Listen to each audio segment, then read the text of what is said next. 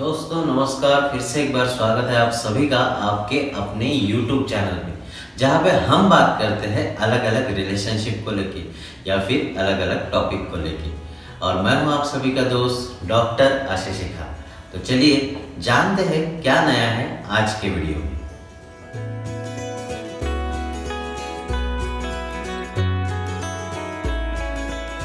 दोस्तों जैसे कि अभी आपने जो थंबनेल देखा है कि क्यों हम हमेशा ही अपने खुद को दूसरे से कंपेयर करते रहते हैं, ये सवाल मुझे बहुत बार आता है। बहुत बार मुझे ऐसा हो जाता है कि बहुत सारे पेशेंट मेरे पास में आते हैं, स्पेशली पेरेंट्स मेरे पास में आते हैं कि हमारा बच्चा बाजू वाले बच्चे से ज़्यादा अच्छा नहीं है। वो पढ़ाई में प्रॉपरली कंपेयर उनका करना शुरू कर देते हैं। ये पढ़ाई में ठीक नहीं है, चलो ठीक है पढ़ाई में नहीं है पर खेल कूद में भी ठीक नहीं है, या फिर नहीं आजू बाजू के बच्चों के साथ में, नेबर के बच्चों के साथ में। लेकिन बहुत बार ऐसा होता है कि घर में ही अगर दो बच्चे हो तो उन दोनों बच्चे में भी कंपैरिजन शुरू हो जाता है। मेरा बड़ा लड़का देखिए या फिर मेरी बड़ी लड़की देखिए, या फिर मेरा छोटा लड़का देखिए या फिर मेरी छोटी लड़की देखिए, इनको देखिए और इन साहब को देखिए कि ये कुछ भी नहीं करते हैं या फिर इनका पढ़ाई में मन ही नहीं लगता है। और ऐसा होता है कि भले वो बच्चा पढ़ाई में ठीक हो तो उनका कहना रहता है कि ये स्पोर्ट्स में अच्छा नहीं है, या फिर पोएम में अच्छा नहीं है, वोकैबुलरी में अच्छा नहीं है। अरे भाई करना क्या चाहते हो तुम? आपको आपके बच्चों को घोड़े के जैसे बनाना है, रेस के घोड़े के जैसे, ताकि वो सिर्फ दौड़ता दौड़ता और सिर्फ दौड़ता ही रहे। जी नहीं, हमें इंसान बनाना है। हम इंसान के बच्चे हैं तो हमें आगे चल के बच्चों को इंसान ही बनाना ज़रूरी है। ऐसे कोई ज़रूरत नहीं है कि हर किसी को हर एक बात आनी ही चाहिए। अगर किसी को पोएट्री आती है तो इसका मतलब ये नहीं कि हर बच्चे को पोएट्री आना चाहिए। अगर किसी का ड्राइंग अच्छा है तो ये नहीं कि हर बच्चे का ड्राइंग अच्छा आना चाहिए। या फिर अगर कोई भी बच्चा पढ़ाई में अच्छा है तो शायद वो कल्चरल पैटर्न में अच्छा हो सकता है या फिर वो स्पोर्ट में अच्छा हो सकता है। अगर हम कंपेयर ही करते बैठे तो उनके लिए ये प्रॉब्लम हो जाता है कि जो मेरा अच्छा है ये क्या उनके माँ बाप को दिखाई नहीं देता, और उसका विपरीत परिणाम बच्चों के साइकोलॉजी पे हो जाता है। जी हाँ, और जिसके कारण वो डिप्रेस होना शुरू हो जाता है। बहुत बार जब मैं क्लिनिक में रहता हूँ तो बहुत पेरेंट्स मेरे पास आके ऐसे कहते हैं कि हमारा बच्चा खेल कूद में ठीक नहीं है, पढ़ाई में तो ठीक है। अरे हाँ, तो उस बात को अच्छा लो, पॉजिटिव लो। क्योंकि यार अगर सिर्फ आप यही सोचते बैठोगे कि मेरा बच्चा पढ़ाई में ठीक नहीं है या फिर बाकी दूसरी चीज़ों में नहीं है, तो उस कारण उस बच्चे पे असर होता जाएगा कि यार जो बात मैं अच्छा कर रहा हूँ उसको ये लोग प्रॉपरली एनकरेज नहीं करते हैं, उसको सिर्फ दबा के रखते हैं कि हाँ चलो ठीक है ये बात तुमको अच्छे जम गई है, अब आपने दूसरी बात भी अच्छी करनी चाहिए। माना कि अभी ज़िंदगी बहुत ज़्यादा तेज हो चुकी है, लेकिन ऐसे पेरेंट्स को मुझे सिर्फ एक ही सवाल मेरे दिमाग में आता है, क्या आपको सभी चीज़ें आती है ताकि आप आपके बच्चों में ये देख रहे हो?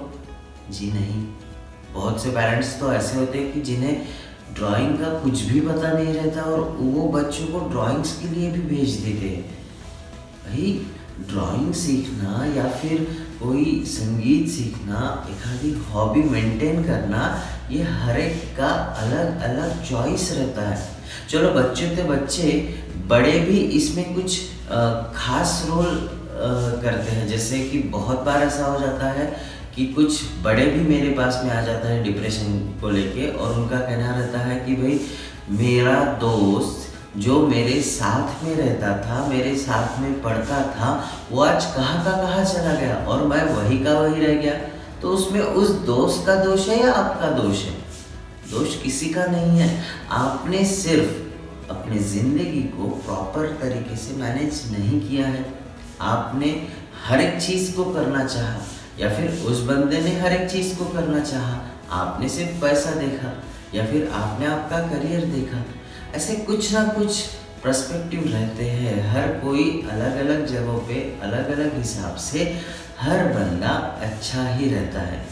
जब हमारा जन्म होता है तो जन्म के पहले कई मिलियन स्पर्म में एक ओहम के साथ जब जाके जुड़ता है तब जाके हम पैदा होते हैं। हम ऑलरेडी एक रेस जीत चुके हैं।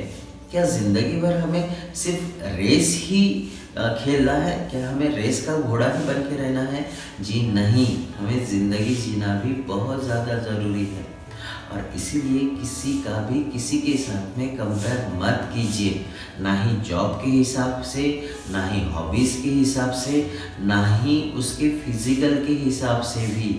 हाँ, पेरेंट्स लोगों का ये भी कहना होता है कि मेरा बच्चा 3 या 4 या 5 साल का है या फिर 10 साल का है, लेकिन इसकी हालत उसके क्लास में के बच्चों की तरह से नहीं है। क्यों नहीं है? कभी आपने इस बात का गौर किया? जी हाँ, इसका कारण सिर्फ और सिर्फ आप लोगों का प्रेशर जो आप आपके बच्चों पे डालते हो। हाँ, अगर सिर्फ प्रेशराइज करते रहोगे तो वो वॉल्केनो कभी ना कभी बाहर फूट पड़ेगा। पर अगर ये वॉल्केनो फूटता है तो उसका कारण एक ही है, उसे प्रेशराइज किया गया है। और जैसे कि सभी लोगों को न्यूटन्स का थर्ड लॉ पता है, every action having the equal and opposite reaction. और यही होता है बहुत से बच्चों का, जब तक आप कंपैरिजन करते रहते हो, उस कंपैरिजन के कारण वो बच्चा कहीं ना कहीं डिस्ट्रैक्ट हो जाता है और जो चीज़ वो अच्छा करता है वो भी वो करना छोड़ देता है, क्योंकि उसका भी उससे प्रोत्साहन नहीं मिलता। तो क्यों करेगा बंदा? वो उसे खुद को साबित करना है, इसीलिए नहीं। अगर सामने वाले को उस चीज़ की वैल्यू ही नहीं है कि मैं कितना अच्छा हूँ या फिर मैं किस चीज़ में अच्छा हूँ, ये बात अगर उसको कंपेयर की जाती है तो वो क्यों अच्छा बनेगा?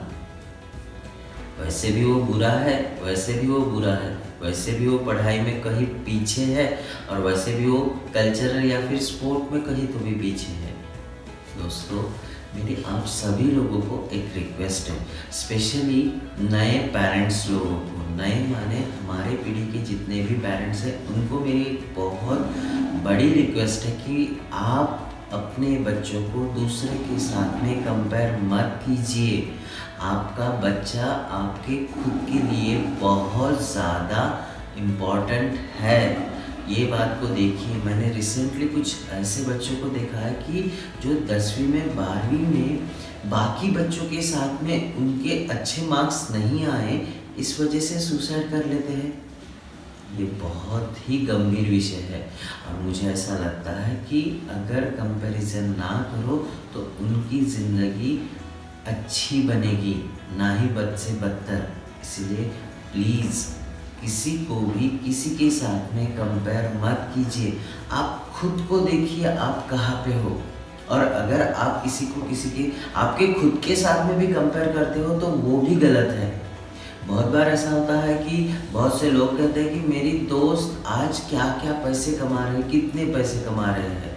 लेकिन भाई, तू भी तो कहीं कम नहीं है, तू भी तो पैसा कमा रहा है, उसके साथ साथ तेरी फैमिली है या फिर बहुत सी ऐसी चीज़ें हैं जो तेरे पास में है, उसके पास नहीं है। तो क्या उसने तेरे साथ कंपेयर करना चाहिए? जी नहीं।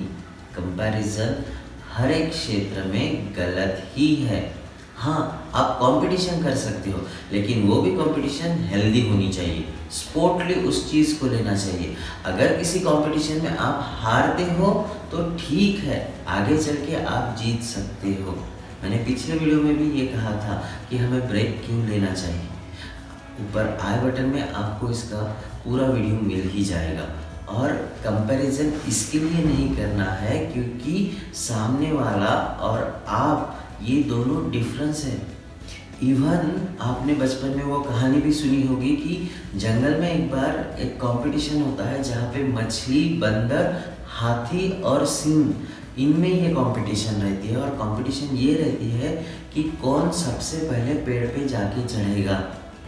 अब इसका आंसर तो सभी लोगों को पता है कि सिर्फ बंदर ही है जो सबसे पहले पेड़ पे चढ़ सकता है।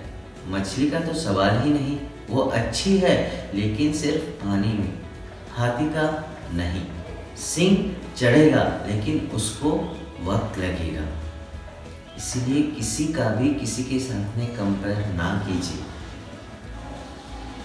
होप कि मेरा जो कहना है वो आप सब लोग समझ चुके हैं। कॉम्पीट कीजिए लेकिन हेल्दी, पर इस हेल्दी कंपटीशन के चक्कर में आप कभी भी अपने आप को गलत मत साबित कीजिए और ना ही किसी के साथ में कंपेयर कीजिए। हर एक बंदा, हर एक बंदी अपने अपने जगह पे बेस्ट है और उन्हें वैसे ही रहने दीजिए। दोस्तों, अगर वीडियो पसंद आता है तो लाइक ज़रूर कीजिए, आपके दोस्तों के साथ शेयर कीजिए और अभी तक आपने हमारा चैनल सब्सक्राइब नहीं किया तो सब्सक्राइब कीजिए, बेल बटन दबाइए और आप मेरे साथ जुड़ सकते हो ट्विटर, इंस्टाग्राम, व्हाट्सएप पे, जीमेल से या फिर कमेंट करके। नीचे वीडियो में आप कमेंट कर सकते हो और अगर आपको कोई सवाल हो तो वो भी मुझे आप कमेंट में लिख सकते हो। तो चलिए दोस्तों, मिलते हैं अगले वीडियो में। तब तक के लिए नमस्कार।